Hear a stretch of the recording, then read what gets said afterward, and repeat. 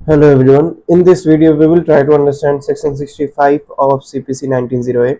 Now, what this section talks about, purchaser's title. जो भी attachment की गई है प्रॉपर्टी, जैसा कि हमने अभी इससे पहले वाले सेक्शन में पढ़ा कि वो जो प्रॉपर्टी जो अटैच की गई है, अब कोर्ट उस प्रॉपर्टी को क्या करेगा, बेच देगा।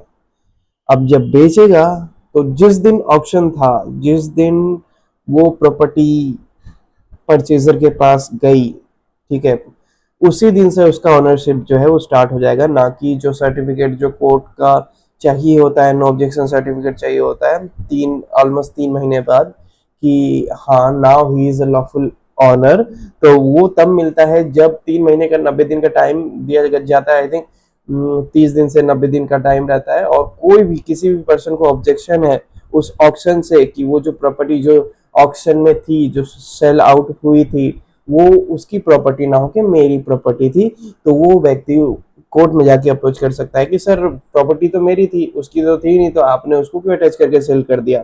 तो ये जो पॉइंट है ये ना हो, तो इसलिए कोर्ट जो है सफिशिएंट टाइम देता है कि भाई देख लो, अगर कोई है इसका ऑनर तो आ जाओ, अदरवाइज हमें लगा कि इसका ऑनर है तो हमने सेल आउट कर दिया, तो वो टाइम मिलता है। अब इसमें ये करता है, इसमें ये कहता है कि जिस दिन ऑप्शन था और जिस दिन सेल हुआ उस प्रॉपर्टी का, मतलब उसे दिन डिक्लेयर कर दिया गया कि now he will be the purchaser, he will be the owner, तो उसी दिन से ही उसका वो जो व्यक्ति है वो ऑनर डिक्लेयर हो जाएगा। ना कि वो एनओसी मिलने पर, जो कि 90 दिन बाद उसको सेट कलेक्ट करना है। तो 90 दिन का जो गैप है उसमें हो सकता है कि जजमेंट डेटर जो है इसका मिस यूज कर सके, तो वो अपॉर्चुनिटी कोर्ट नहीं देना चाहती है, इसलिए हैंड टू हैंड उसी टाइम जो है ऑनर डिक्लेयर कर देती है। अब इसको रीड करके देते हैं।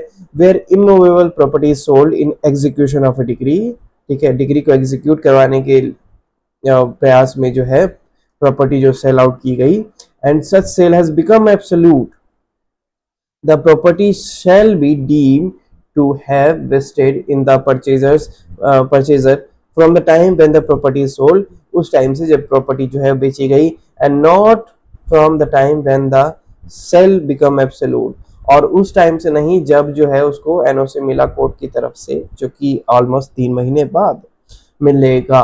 तो वहां से नहीं, परचेजर जो परचेजिंग डेट जो है वो उसी दिन स्टार्ट हो जाती है जिस दिन ऑप्शन में उसने वो प्रॉपर्टी सेल उसने परचेज कर ली। That's it, this is what section 65 is all about.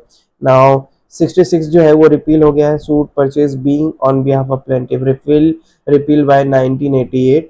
तो ये रिपील हो गया है। 67 डिस्कस करेंगे नेक्स्ट वीडियो में। Till then have a good time, see you, bye bye.